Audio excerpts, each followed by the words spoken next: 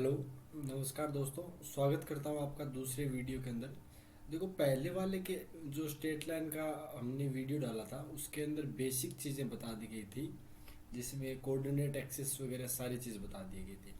अब हम शुरू करने वाले हैं, वो टॉपिक है उसके अंदर। देखो, हमारे पास में कुछ टर्म्स होती है ट्राइंगल की, जैसे कि मीडियन होती है और सेंट्रोइड होता है, सरकम सेंटर होता है, ऑर्थो सेंटर होता है, इन सेंटर होता है, एक्स सेंटर होता है। उसके बारे में देखें कि वो क्या होते हैं और उनके फॉर्मूलाज क्या होते हैं, क्योंकि डायरेक्ट एयर अपने डिफेंस के एग्जाम के अंदर इसमें क्वेश्चन पूछ लिया जाता है। ठीक है, तो सबसे पहले देखो, अगर हम देखें यहाँ पे कि एक ट्राइंगल लेते हैं सबसे पहले। ठीक है, हम ट्राइंगल लेते हैं सबसे पहले। एक ट्राइंगल ले लिया ए बी सी की। ठीक है, हमने क्या किया, एक ट्राइंगल ए बी सी अपने को दिया हुआ है, जिसमें जो ए है, बी है, सी है, ये अपने पास में क्या है, ये अपने पास में वर्टेक्स है। ठीक है, जो हमें दिए हुए हैं वर्टेक्स है अपने पास में। और जो हमारे पास में स्मॉल ए बी सी है, सॉरी, जो हमारे पास में स्मॉल ए बी सी है वो क्या है, तो वो अपने पास में साइड है। ठीक है, इतनी बात क्लियर समझ में आ गई आपकी। अब देखो, अगर मैं इसको बनाऊं तो ये ट्राइंगल किस टाइप का बनेगा, तो आप बोलोगे ये हमारे पास में कुछ इस टाइप का बनेगा। ये ए हो गया, ये अपने पास में बी हो गया और ये सी हो गया। ठीक है, अब ए के जो सामने वाला वर्टेक्स, एक वर्टेक्स है, उसके सामने वाली जो साइड है ना, उसको हमने स्मॉल ए बोला है। बी के सामने वाली है, उसको हमने स्मॉल बी बोला है। और हमारे पास में जो सी है वर्टेक्स, उसके सामने वाली को स्मॉल सी बोला। ये हमारे पास में साइड है। ठीक है, अब हम बात करते हैं कि मीडियन क्या होता है। मीडियन को हिंदी में क्या बोलते हैं, तो आप बोलोगे उसको हमने माध्यिका बोलते हैं। अच्छा, एक ट्राइंगल की, एक त्रिभुज की माध्यिका क्या होती है, तो वो अपने पास में होती है line joining vertex with mid point of, one second,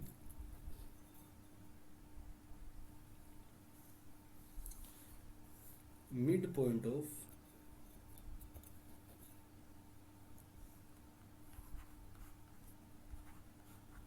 opposite side. ठीक है, अच्छा, इसका मीनिंग क्या है, इसका मीनिंग ये है कि हमारे पास में क्या है, अगर ये ट्राइंगल है जो हमने अभी भी बोला था, ए बी सी ट्राइंगल है, तो मीडियन क्या होती है अपने पास में, अपने पास में मीडियन जो होती है ये परपेंडिकुलर होती है। उसका कुछ ज़रूरी नहीं है कि ये परपेंडिकुलर ही होती है, ये ज़रूरी नहीं है। मीडियन का मतलब ये हो गया कि ये बी सी के मिड पॉइंट पे अटैक करेगी। इतनी बात समझ में आ गई। मतलब हमारे पास में मीडियन, देखो एक ट्राइंगल की कितनी मीडियन हो सकती है, तो आपने बोला 3 हो सकती है। ये हमारे पास है, सपोज किया M1 है, ये हमारे पास में क्या है, तो आपने बोला ये M2 है अपने पास में। और एक मीडियन ये भी तो होगी ना, सॉरी ये थोड़ा गलत चली गई लाइन।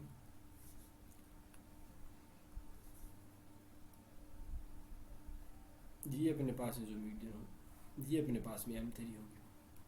अपने पास में 3 मीडियन ही तो पॉसिबल है ना, तो आपने बोला हाँ, हमारे पास में 3 ही मीडियन पॉसिबल है। अच्छा, इसका मतलब समझ रहे हो ना, ये इसके इक्वल है। मीडियन 2 का मतलब हो गया ये जो अपने पास में M2C, ये AM2 के इक्वल है। और M3 का मतलब जो अपने को मीडियन करता है वो M इस टाइप से, यानी ये ऐसे इक्वल है। अच्छा, इतनी बात तो आपके समझ में आ गई। अब हम बात करते हैं कि सेंट्रोइड क्या होता है। तो सेंट्रोइड का पहला मतलब तो ये हो गया अपने पास में केंद्रक, या जिसे हम केंद्र जो भी बोलते हैं हिंदी में वो। देखो, सेंट्रोइड का मतलब ये होता है कि जहाँ पे तीनों मीडियन आपस में इंटरसेक्ट करती है उसे हम केंद्रक बोलते हैं, सेंट्रोइड बोलते हैं। समझ में आ गई बात आपके। इसका मतलब ये हुआ, जो हमारे पास में, दोबारा मैं इस डायग्राम को बनाता हूँ। मीडियन समझ में आ गया ना। मीडियन क्या होती है, एक लाइन होती है जो एक वर्टेक्स से सामने वाली अपोजिट जो साइड होती है उसके ऊपर डाली जाती है। ये मिड पॉइंट पे अटैक करते हैं, यानी ये बीसी जो लाइन है ए से ज्यादा गया तो बीसी को डिवाइड कर देते हैं दो भाग में। बाकी हम क्वेश्चन करेंगे, टेंशन मत लो। अब देखो जो केंद्रक होता है उसके बारे में क्या बोला गया था अभी भी। केंद्रक के बारे में ये बोला गया था कि अपने पास में ए बी सी एक ट्राइंगल है, और अगर ये मीडियन, अब देखो मैंने बोला था ना परपेंडिकुलर होना जरूरी नहीं है, मिडल पॉइंट पे आना चाहिए, बीसी को बराबर भागों में से डिवाइड करना चाहिए।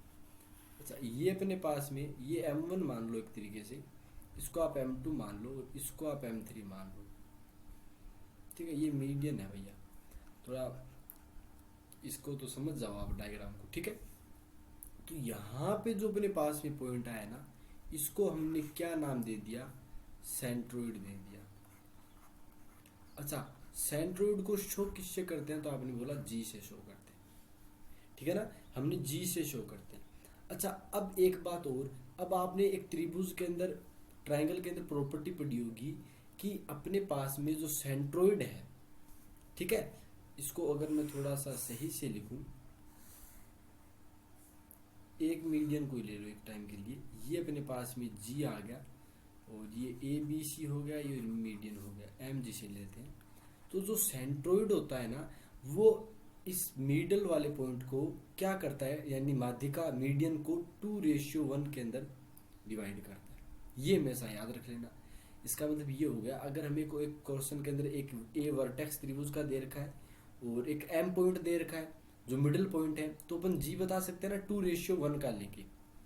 तो आपने बोला हाँ ये काम तो हम कर सकते हैं, तो ये सारे काम कर लेने, ठीक है ना। अब देखो, अब हम नई चीज पढ़ते हैं,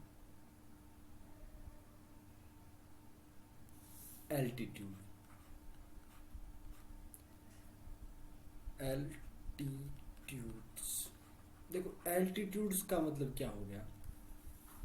एल्टीट्यूड क्या होता है, एल्टीट्यूड होता है अपने पास में कि हमने एक ट्रायंगल लिया, डेफिनेशन को छोड़ो, समझने का प्रयास करो जो समझाया जा रहा है, ठीक है। हमारे पास में एक ट्रायंगल ए बी सी है जो हमने पहले से ही ले रखा है। अच्छा इस ट्रायंगल ए से अपने पास में जो ए वर्टेक्स है ना, उससे अब हम क्या करते हैं, परपेंडिकुलर ड्रॉ करते हैं, ठीक है। पहले वाले में मीडियन था जो मिड पॉइंट पे कर रहा था, और मीडियन के इंटरसेक्ट पॉइंट जितने भी थे, मिडिल पॉइंट ऑफ कंकरेंसी, वो अपने पास में क्या आया था, तो वो आया था अपने पास में सेंट्रोइड। अब हम क्या करते हैं, पहले एल्टीट्यूड जानने का प्रयास करते हैं, बाद में एल्टीट्यूड से क्या बनेगा उसका भी प्रयास कर लेंगे। तो देखो एल्टीट्यूड जो अपने पास में होता है वो क्या होता है कि एक ए वर्टेक्स से अपोजिट साइड के ऊपर परपेंडिकुलर ड्रॉ किया जाता है। ये हमारे पास में एक ड्रॉ हो गया, इसे हम एल्टीट्यूड बोलते हैं। अच्छा एल्टीट्यूड एक तो यहाँ, तो फिर एल्टीट्यूड भी कितने हो जाएंगे, तो आपने बोला एक अपने पास में परपेंडिकुलर यहाँ से ड्रॉ करूंगा, ये परपेंडिकुलर ड्रॉ किए जा रहे हैं, ठीक है। और एक अपने पास में कुछ इस टाइप का बन जाएगा फिर, जो यहाँ पे ऐसे परपेंडिकुलर होगा, ठीक है। जैसे इसको डी नाम दे दो, इसको ई दे दो, इसको एफ दे दो, कुछ भी दे दो रैंडम। अच्छा अब ये बताओ कि एल्टीट्यूड क्या हो गया, एक पॉइंट ए से सामने वाली साइड पे, एक वर्टेक्स ए से सामने वाली साइड पे हमने क्या किया, परपेंडिकुलर ड्रॉ कर दिया। अब इनका जो इंटरसेक्शन पॉइंट होगा ना, उसको हमने क्या नाम देंगे, तो उसको हम नाम देंगे ऑर्थो सेंटर,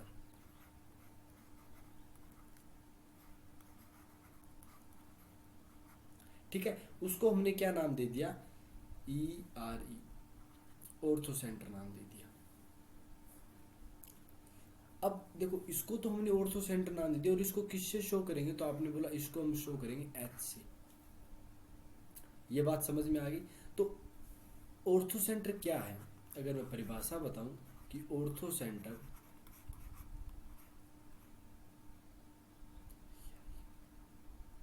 CNTR, स्पेलिंग वगैरह देख लेना आप यार। देखो ऑर्थो सेंटर की अगर परिभाषा देखें तो क्या हो जाएगी, तो वो बोला point of concurrency of altitudes. इसका मतलब ये हो गया, जो हमने लंब डाले हैं उन तीनों लंबों का जहां आपस में कट करेंगे, जैसे यहाँ पे कौन कौन से थे, तो एल्टीट्यूड अगर बात करें एल्टीट्यूड की, तो एल्टीट्यूड यहाँ पे कौन कौन से थे, तो आपने बोला एक AD था, एक बी ई था, और एक तीसरा जो था वो क्या था, तो आपने बोला वो सी एफ ले लो, एक सी बात है, एफ सी ले लो, कुछ भी ले लो। इतनी बात क्लियर समझ में आ गई ना। तो ये अपने पास में आ गया ऑर्थो सेंटर के बारे में। तो ऑर्थो सेंटर का भी आपको समझ में आ गया। अब हम नेक्स्ट जो बात करेंगे वो बात करेंगे सरकम सेंटर के बारे में। ठीक है। अच्छा, सरकम सेंटर को हिंदी में क्या बोलते हैं, तो सरकम सेंटर को पता नहीं हिंदी में क्या बोलते हैं, बट जो बोलते हैं वो क्या होता है उसकी पहले मैं आपको बता देता हूँ, बाद में हम देखेंगे कि उसको इसकी परिभाषा। अपने पास में वही क्या दिए हुए, ए बी सी, एक ट्राइंगल दिया हुआ। अच्छा, ए बी सी में अंदर क्या होगा, अपने पास में एक मिडिल पॉइंट M1 होगा। समझ रहे हो बात को, जो हमने माध्यिका के अंदर देखा था, मीडियन के अंदर एक M2 भी होगा अपने पास में मिडिल पॉइंट, और एक ए बी का मिडिल पॉइंट 3। तो हमने 3 मिडिल पॉइंट ले लिए। कौन सा, एक तो BC का M1, एक AC का M2 और एक AB का M3। 3 मिडिल पॉइंट ले लिए। अब हम क्या करेंगे, इन मिडिल पॉइंट के ऊपर परपेंडिकुलर ड्रॉ करेंगे। तो आपने बोला ठीक है, हमने परपेंडिकुलर ड्रॉ कर दिया ऐसे। अच्छा, एक कैसे करेंगे, अगर परपेंडिकुलर ड्रॉ करना है तो इस प्रकार से करेंगे, और एक अपने पास में अगर आएगा तो किस प्रकार से आएगा, तो आपने बोला कुछ इस टाइप का बने। परपेंडिकुलर ड्रॉ करने का मतलब होगा ये किया है अपने 90 डिग्री, ठीक है, परपेंडिकुलर ड्रॉ कर दिया। तो यहाँ जो मिलाप हो रहा है इनका, जो अपने पास में परपेंडिकुलर ड्रॉ किए हैं, यहाँ से जो आपस में जहां से कट करेंगे उसको हमने बोल दिया सरकम सेंटर। ठीक है, इनके फॉर्मूला हम बताएंगे। इसको साथ साथ में अगर फॉर्मूला देखना चाहते हो तो साथ साथ में देख लो, अलग अलग देखना चाहते हो तो अलग अलग देख लो। देखो, साथ में अगर देखना चाहते हो तो सेंट्रोइड का जो फॉर्मूला होता है, ये वो यहाँ पे तो आएगा नहीं, यहाँ पे बता देते हैं। तो सेंट्रोइड का जो फॉर्मूला होगा वो क्या होगा, अगर ए अपने पास में कोऑर्डिनेट x1 y1 है, बी कोऑर्डिनेट अपने पास में x2 y2 है, और सी x3 y3 है, तो अपने पास में जो कोऑर्डिनेट आएगा वो क्या आएगा सेंट्रोइड का, तो वो अपने पास में आएगा x1 plus x2 plus x3, यानी तीनों को अपने को x कोऑर्डिनेट डिवाइड करना है और 3 का डिवाइड कर देना है। उसी प्रकार y1 plus y2 plus y3 upon 3 हो गया इसको। और अगर समेशन फॉर्म में लिखना चाहते हो तो समेशन फॉर्म में लिख दो। समेशन फॉर्म में क्या आएगा, सिग्मा x1, तो उसमें x1 टाइप की सारी वैल्यूज का ऐड कर दिया, x1 plus x2 plus x3। ठीक है, ये कॉम्पैक्ट फॉर्म में लिख दिया, और कोमा ये आ गया अपने पास में सिग्मा y1 बाई 3। तो ये अपने पास में सेंट्रोइड का हो गया। अब बात करते हैं कि ऑर्थो सेंटर का क्या होगा। तो ऑर्थो सेंटर जो अपने पास में H होता है, उसका फॉर्मूला होता है अपने पास में, देखो ये हो जाएगा x1 tan A plus x2 tan B plus x3 tan C, और अपोन में क्या हो जाएगा, तो आपने बोला अपोन में हो जाएगा tan A plus tan B plus tan C।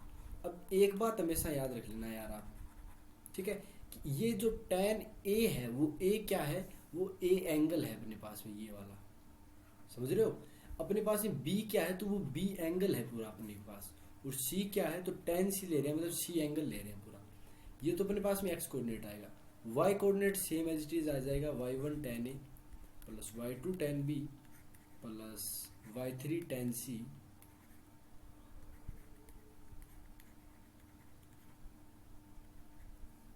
और अपोन में क्या आ जाएगा, तो वही चीज tan A plus tan B plus tan C। तो मेरे फोटो के नीचे लिखने की जरूरत भी नहीं है, ये चीज जो मैंने लिख ही दिया ना। ठीक है, अब देखो एक चीज आपको याद रखनी पड़ेगी यहाँ पे, यह आपको पता भी होगा, आपके छोटी क्लासों में देखा होगा कि एक ट्राइंगल जो होता है, ट्राइंगल के अंदर अपने पास में tan A plus tan B plus tan C क्या होता है, तो आप बोलोगे ट्राइंगल के अंदर tan A plus tan B plus tan C जो होता है वो इक्वल होता है tan A into tan B into tan C। तो ये हमेशा याद रख लेना कि अगर हमारे पास में tan A plus tan B plus tan C की जगह, क्योंकि क्वेश्चन पूछ लिया जाता है कि कौन सा फॉर्मूला सही है एक ऑर्थो सेंटर के लिए, तो अगर tan A plus tan B plus tan C की जगह ये tan A tan B tan C multiply के अंदर दिया हो तो भी रॉन्ग नहीं है, क्योंकि ये अपने पास में प्रॉपर्टी होती है जो अपन ट्रायंगल पढ़ते हैं उसमें। ठीक है, वो हम क्या करेंगे उसके अंदर देखेंगे, सॉल्यूशन ऑफ ट्रायंगल के अंदर उसमें देख लेंगे। ये सरकम सेंटर की बात हो रही थी। तो सरकम सेंटर क्या होता है, हमने middle point M1 M2 M3 के ऊपर परपेंडिकुलर ड्रॉ कर दिया। परपेंडिकुलर ड्रॉ करने के बाद में जहां ये आपस में परपेंडिकुलर कट करेंगे उसे हम सरकम सेंटर बोलेंगे, और इसको हमने किससे शो करते हैं, O से शो करते हैं। ठीक है, अब O से तो हमने शो कर दिया, इसका रियल मीनिंग क्या है वो बताओ पहले तो चलो पहले रियल मीनिंग देख लेते हैं कि ये आता क्या है। ये हमारे पास में ट्रायंगल हो गया ABC। ठीक है, अच्छा इसका ये रियल मीनिंग ये हो गया कि सरकम सेंटर का मतलब ये हो गया कि हमारे पास में कुछ इस टाइप से एक सर्कल बनेगा। अच्छा सर्कल बनेगा, वो अपने पास में जो ABC जो है ये नॉट परफेक्ट, मतलब एक सर्कल बना है, बट समझ लो कि क्या हो रहा है। यहाँ पे अपने पास में जो आया था, अभी क्या किया था हमने, जो हमने O निकाला था वो निकला है यहाँ पे। तो ये अपने पास में क्या हो गया, O हो गया। अच्छा इसकी अगर इससे डिस्टेंस ली जाए, इससे डिस्टेंस ली जाए और इससे डिस्टेंस से ली जाए तो वो तो सेम होगी, और वो किसके बराबर होगी, सर्कम रेडी के बराबर होगी। मतलब रेडियस जो सर्कम अपने पास में ये वाला यही तो बना है circum centre, sorry circum circle, ये हमारे पास में सर्कम सर्कल हो गया।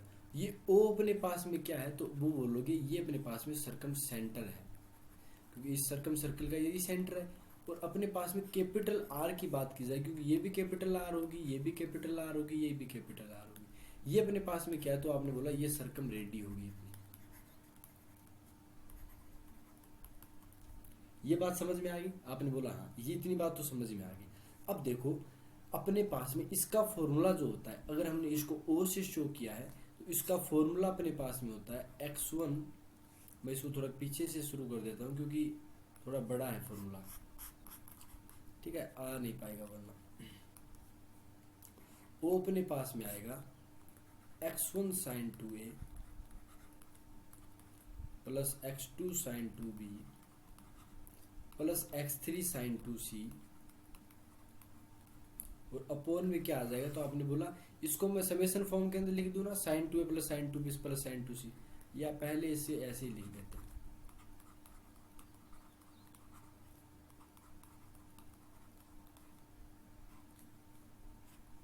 और अपने पास में वो क्या आएगा, तो आपने बोला y1 sin 2a plus y2 sin 2b plus y3 sin 2c,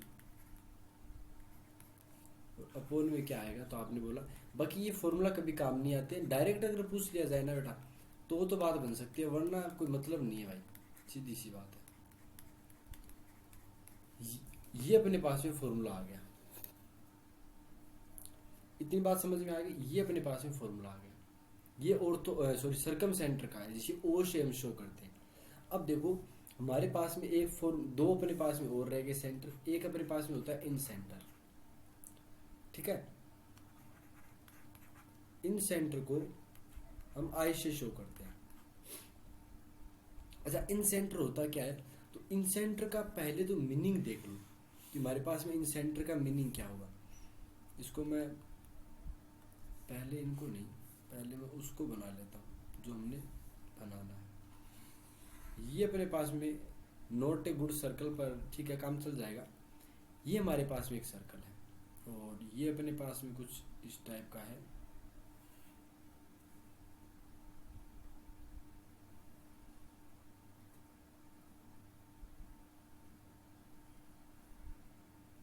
कुछ इस टाइप का है। ए, ये अपने पास में बी हो गया और ये अपने पास में सी हो गया। तो ये x1 y1, तो यहाँ पे जो अपने पास में आएगा वो अपने पास में इन सेंटर कहलाएगा,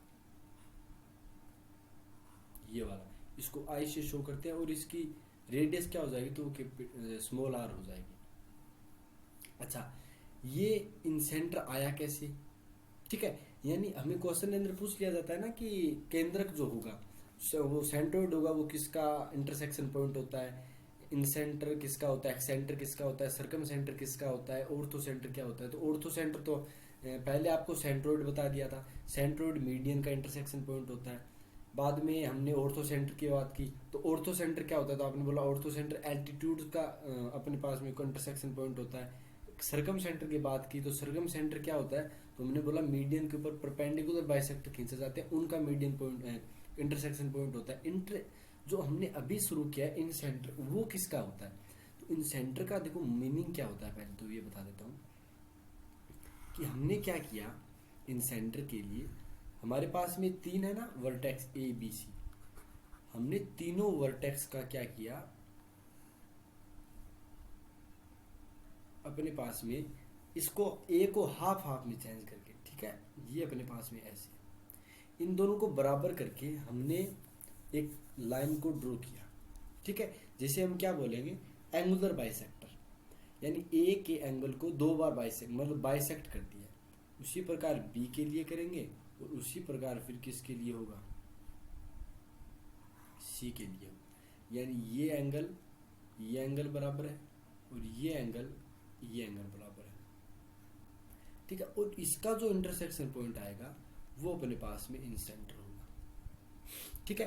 तो हमें पूछा जाए इन सेंटर क्या होता है, तो आप डायरेक्ट बोल दोगे कि इन सेंटर अपने पास में होता है, वो होता है एंगुलर बाइसेक्टर। यानी एंगुलर बाइसेक्टर मतलब आंतरिक जो द्विभाजन करेगा कोण का, उस लाइन का इंटरसेक्शन पॉइंट होता है। तो आपने बोला ठीक है, ये बात तो हमारे पल्ले पड़ गई। अब देखो, एक होता है एक्स सेंटर। इन सेंटर का फॉर्मूला दे देते हैं पहले इन सेंटर का। तो इन सेंटर को आई से तो हमने शो कर दिया, और इसका अगर फॉर्मूला देखेंगे, अब हम एक्स सेंटर के बाद में हम रिलेशन देखेंगे ऑर्थो सेंटर का और सेंट्रोइड का और सरकम सेंटर का क्या होता है। फिर कुछ क्वेश्चन करेंगे और फिर अपना काम हो जाएगा, ठीक है। तो इन सेंटर का अगर फॉर्मूला देखा जाए तो वो क्या होता है, देखो इन सेंटर के फॉर्मूले में साइड लेंथ आती है। अच्छा, साइड लेंथ कैसे निकालोगे कि आपको तीनों वर्टेक्स दिए होंगे, तो तीनों के बीच में डिस्टेंस फॉर्मूला लगा के, क्योंकि ये देखो अपने पास में कुछ इस टाइप का ट्राइंगल दिया होगा। अच्छा, इस टाइप का ट्राइंगल दिया होगा ए बी सी, तो इसके ए जैसे ए के x1 y1 मान लो, बी के x2 y2, सी के x3 y3, तो इनके बीच की डिस्टेंस निकाल लो, तो वो तो अपने पास में स्मॉल सी हो जाएगी। इनके बीच की डिस्टेंस निकाल लो जो स्मॉल ए हो जाएगी, और इनके बीच की डिस्टेंस स्मॉल बी हो जाएगी, क्योंकि बी के सामने वाली सबसे पहले हमने ये बात की थी। तो ये बात तो आपके समझ में आ गई होगी, ठीक है। तो इसको तो मैं हटा देता हूँ क्योंकि कोई मतलब नहीं है यहाँ पे, बेसिक समझाने के पर्पज से बताया था, वो हो गया आई थिंक। अब देखो, इन सेंटर का अगर देखा जाए तो हमारे पास में इसका फॉर्मूला जो होता है वो इन सेंटर का ये होता है, ax1 plus bx2 plus cx3 upon में a प्लस b प्लस सी। अब देखो a और b c क्या है, हमने स्मॉल क्या लिए थे, साइड लेंथ ली थी, तो हमने जो डिस्टेंस निकाली थी ना इनके बीच में, वो हो जाएगी। और ये अपने को पता है इसका, बस x को y से रिप्लेस करना, ये अपने पास में a प्लस b प्लस सी आ गया। अब ये हमारे पास में इन सेंटर आ गया। अच्छा, इन सेंटर तो आ गया। अब ये बताओ कि हमारे पास में एक होता है एक्स सेंटर, वो भी देख लो, एक्स सेंटर के बाद में सारी चीजें कर देते हैं। इन सेंटर का फॉर्मूला पता चल गया, एक्स सेंटर। देखो एक्स सेंटर का मतलब क्या होता है, एक्स सेंटर एक तो कैसा बनता है पहले वो देख लेते हैं। कि हमारे पास में जैसे ये एक सर्कल ले लिया और ये कुछ इस टाइप का है, ठीक है। और कुछ इस टाइप का समझ लो यार, ये थोड़ा टेढ़ा चला गया।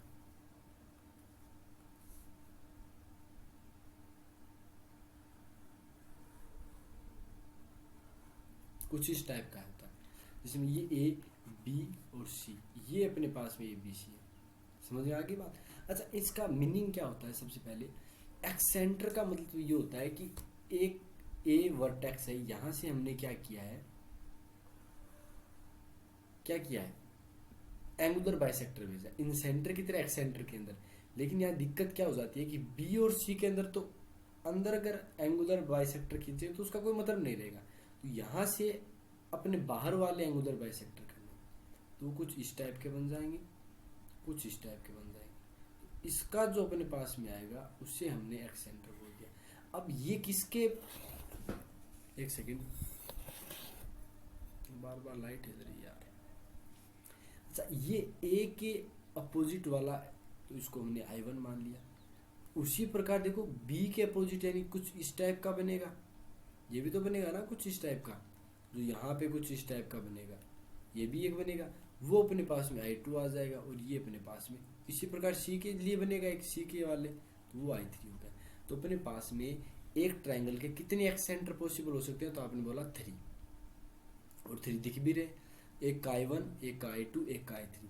अच्छा, इसके लिए ज़्यादा पढ़ने की जरूरत नहीं है, बस फॉर्मूला याद रख लेना कि एक्सेंटर के लिए अगर फॉर्मूला जाए तो I1 के लिए क्या हो जाएगा, I1 का मतलब ये होगा कि ए के सामने वाला एक्सेंटर पूछा जाए तो वो कितना हो जाएगा, तो वो अपने पास में देखो, जो अपन ने इन सेंटर का फॉर्मूला लिखा था ना, इन सेंटर का फॉर्मूला AX1, तो यहाँ पे अगर ए के लिए लिख रहे हैं तो ए का साइड नेगेटिव कर दो, बाकी सेम रख दो,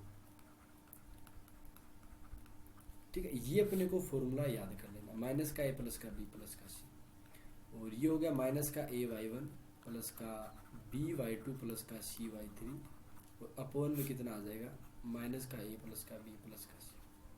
ये हमारे पास में कौन सा आ गया, जो I1 के सामने A के सामने वाला है।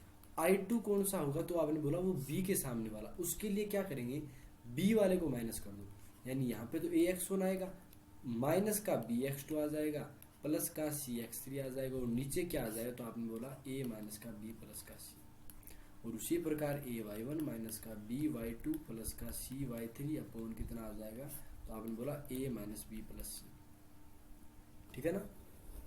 ये अपने पास में आ गया। अब देखो, अगर I3 की बात की जाए तो I3 कितना हो जाएगा, तो आपने बोला I3 का तो नॉर्मल है, बस AX1 कर दिया, BX2 कर दिया, लेकिन अब की बार माइनस का CX3 हो जाएगा, और नीचे कितना हो जाएगा, तो नीचे आपके पास हो जाएगा A प्लस B माइनस का C। ये समझ में आ गया ना। I3 कौन सा है, C के सामने वाला, वर्टेक्स के सामने वाला एक्सेंटर। I2 क्या है, B के सामने वाला, तो ये AY1 प्लस का BY2 माइनस का CY3, और अपोन में कितना हो जाएगा, तो आपने बोला A plus B minus C। ये हमारे पास में हो गया। इतनी बात क्लियर आपके समझ में आ गई, नहीं आ गई, तो आपने बोला ठीक है, इतनी बात तो हमारे क्लियर समझ में आ गई, और इतनी समझनी थी। एक्सेंटर पता चल गया, इन सेंटर पता चल गया, सब अपने को 500 के 500 फॉर्मूलाज पता चल गए, जिसमें हमने सबसे पहले देखो शुरुआत कहाँ से की थी, पहले शुरुआत से देख लेते हैं। हमने शुरुआत की थी कि अपने को ट्रायंगल ABC दिया हुआ है, जिसमें ABC वर्टेक्स है, ABC स्मॉल है, वो साइड है। तो हमने पहले मीडियन देखा, मीडियन का क्रॉसिंग पॉइंट सेंट्रोइड होता है, उसका फॉर्मूला लिख दिया। फिर एल्टीट्यूड, एल्टीट्यूड हो गया कि अपने को एक वर्टेक्स A या B या C जो भी है, उसको सामने वाली साइड के ऊपर अपने को परपेंडिकुलर ड्रॉ करना है। उनका जो इंटरसेक्शन पॉइंट होगा वो ऑर्थो सेंटर, उसका फॉर्मूला बता दिया। सर्कम सेंटर बता दिया, सर्कम सेंटर क्या होता है वो बता दिया। सर्कम सेंटर क्या होता है, हमें मिडिल पॉइंट से एक परपेंडिकुलर ड्रॉ करना, और तीनों परपेंडिकुलर जहाँ इंटरसेक्ट करेंगे, और उसका फॉर्मूला हो गया। इन सेंटर के बारे में बता दिया, और एक्स सेंटर के बारे में, दोनों फॉर्मूला बता दिए। अब हमें रिलेशन देखना है एक। अच्छा, रिलेशन क्या देखना है, एक हमेशा याद रख लेना, जब हमारे पास में ओ और इनको OG ये सब याद रखना भैया, ताकि एग्जाम के अंदर गलती ना करो। OG और ये क्या हो गया, H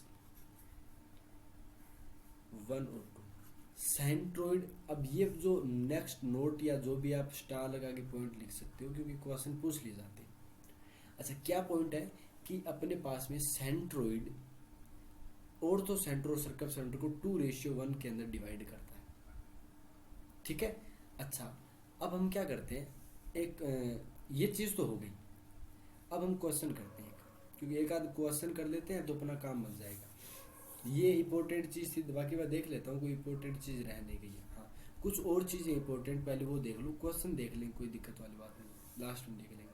अच्छा, क्योंकि मैंने खुद ने पढ़ाए थे तब नोट्स बनाए थे, मैंने भी एयरफोर्स के एग्ज़ाम दिए थे, NDA नेवी वगैरह के, तो एयरफोर्स में मैथ में पूरे थे।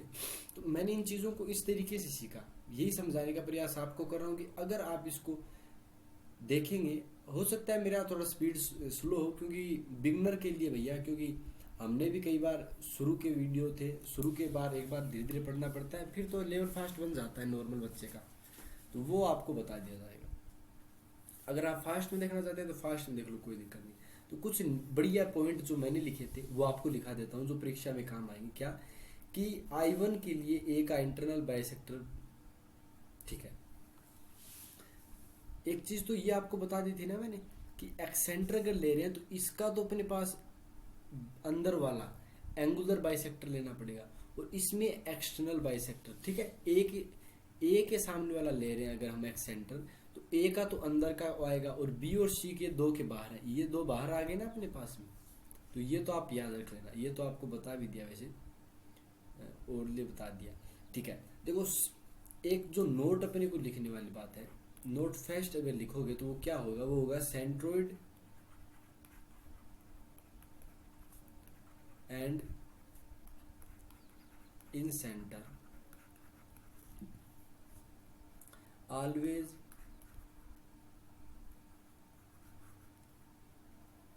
one second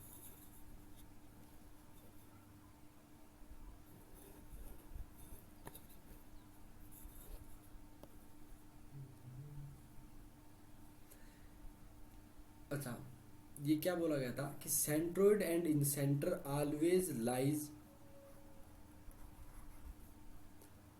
with in the triangle. अच्छा, इसका मीनिंग क्या है नॉर्मली, इसका मीनिंग ये है कि हमारे पास में जो सेंट्रोइड होगा और जो इन सेंटर होंगे वो हमेशा ही ट्राइंगल के अंदर ही लाई करेंगे, बाहर नहीं जाएंगे कभी। आप अगर ऐसा अगर जैसे ले लेते हो त्रिभुज, जो थोड़ा रॉन्ग ले लिया क्या, एक सेकेंड,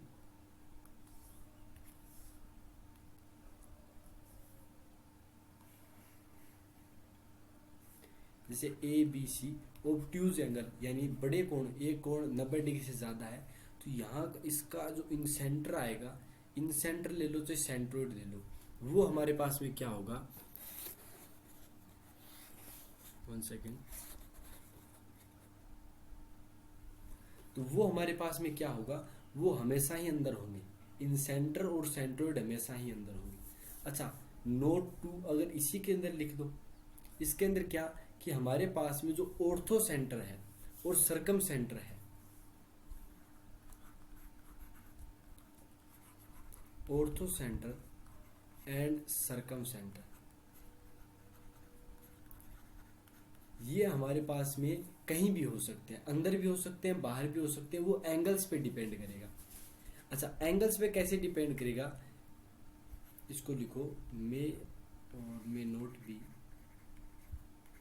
बाकी थोड़ा बहुत यार इंग्लिश समझ आया करो,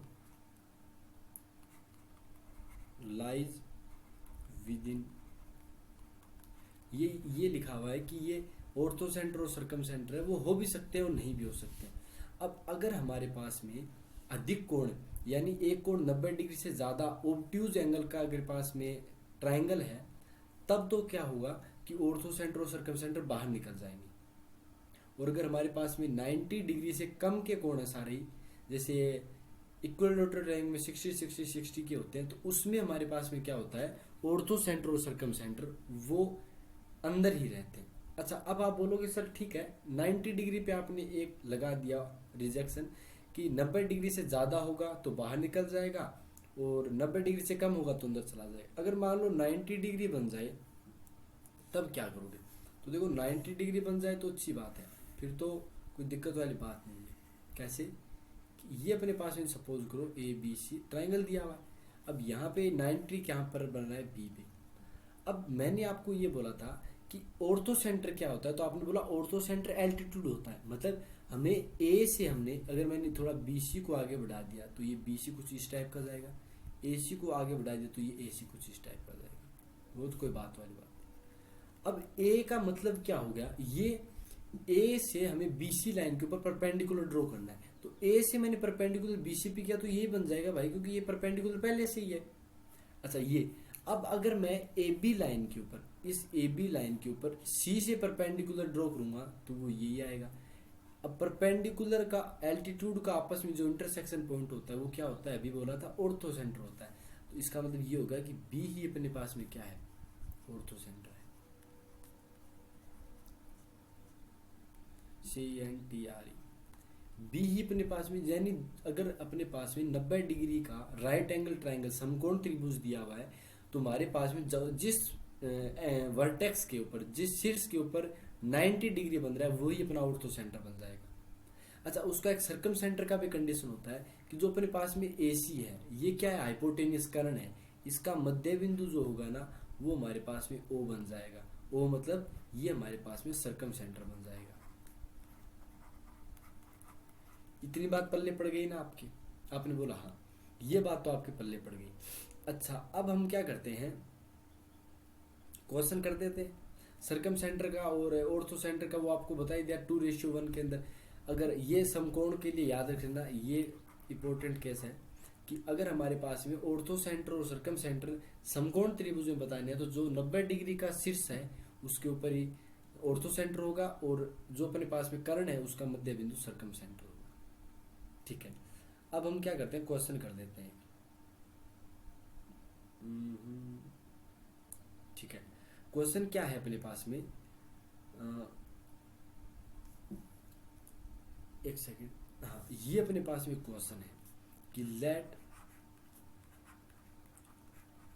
vertices of a triangle are 1 1, क्योंकि भैया मैं तो अभी मैंने पेपर पास वगैरह किए हैं, तो कॉन्सेप्ट सारे पता है, फॉर्मूलाज के लिए मतलब वो सॉरी क्या बोलते हैं, क्वेश्चन का इतना आइडियाज नहीं है, तो अच्छे अच्छे क्वेश्चन लाने का प्रयास कर रहे हैं।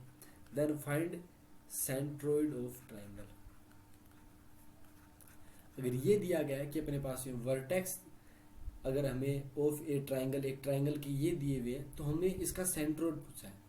अच्छा, सेंटर का मतलब क्या हो गया, तो आपने बोला सेंटर तो नॉर्मल होता है, जिसे हमने किससे, G से शो किया था, वो होता है अपने पास में x1 + x2 + x3/3, और अपने पास में ये होता है y1 + y2 + y3/3।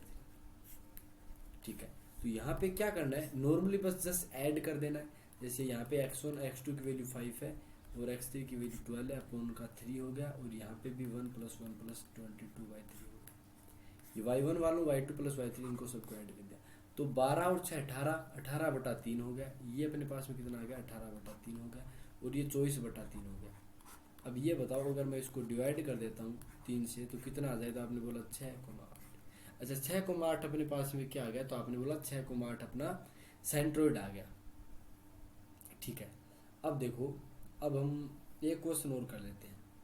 अच्छा, क्या क्वेश्चन करते हैं वो देखो, लेट कोऑर्डिनेट्स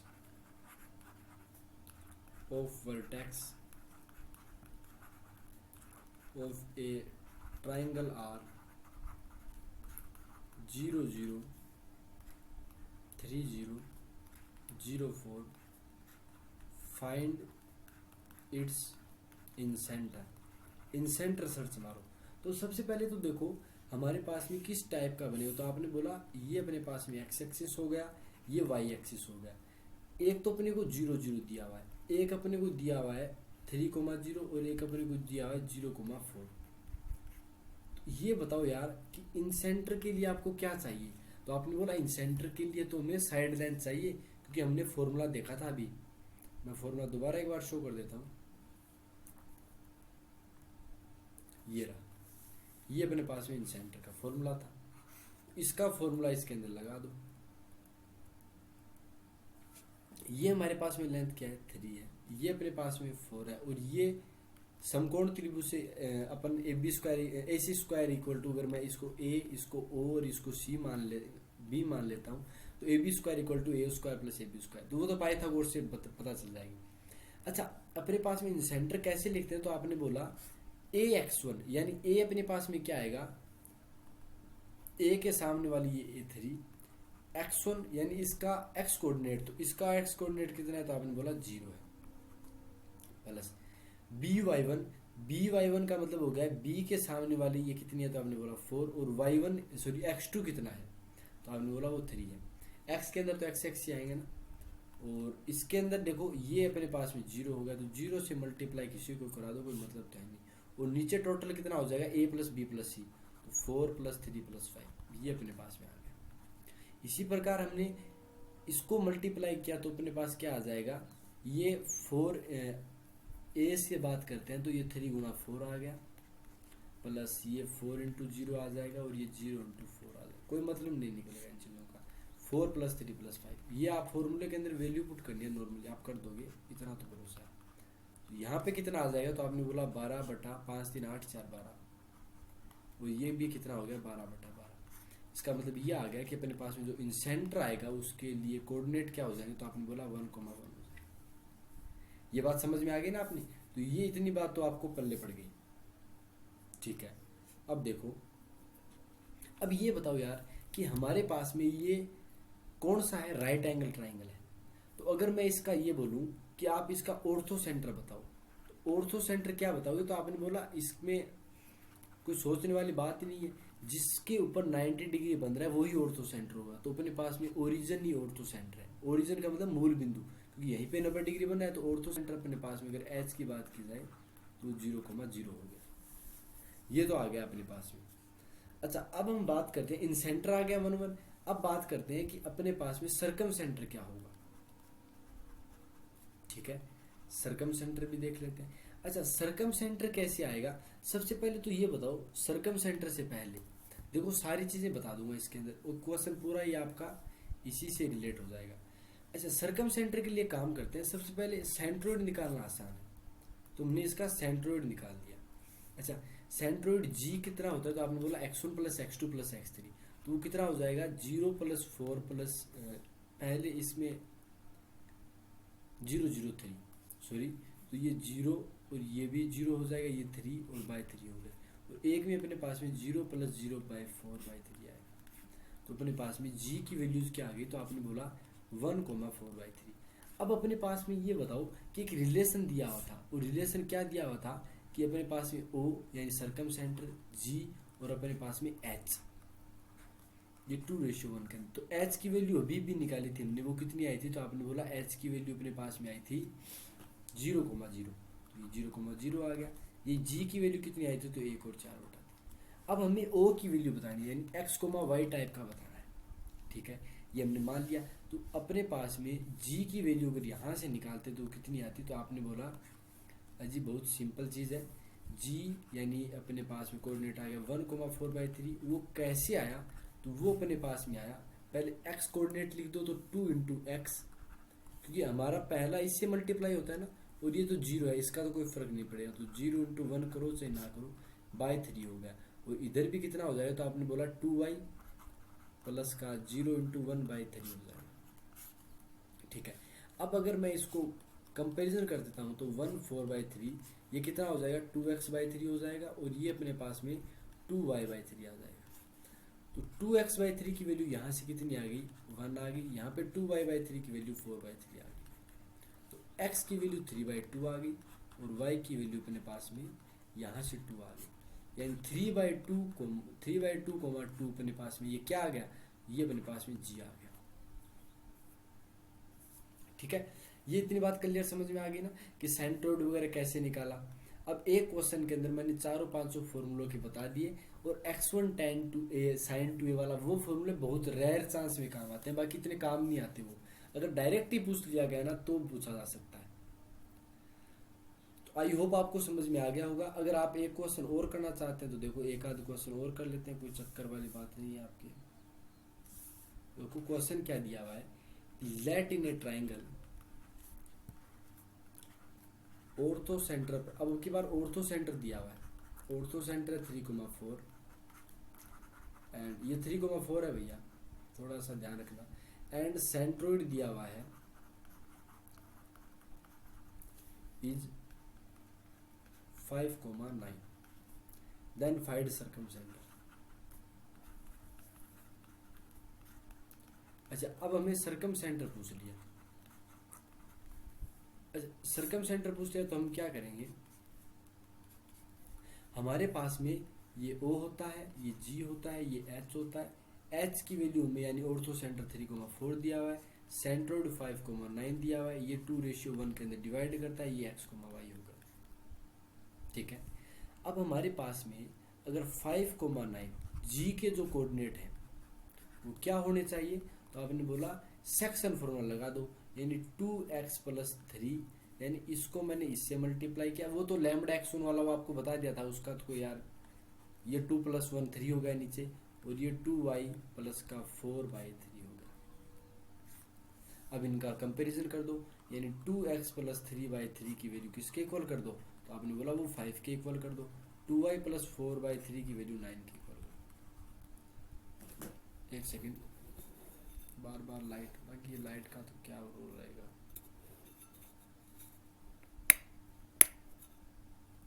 देखो अगर मैंने यहाँ पे कंपैरिजन कर दिया तो कितना आ जाएगा, तो आपने बोला 2x+3 = 15, और यहाँ पे कितना आ गया, क्योंकि मल्टीप्लाई होगा ना इधर जाके, और 2y+4 = कितना बन जाएगा यहाँ पे, तो आपने बोला 9 × 27,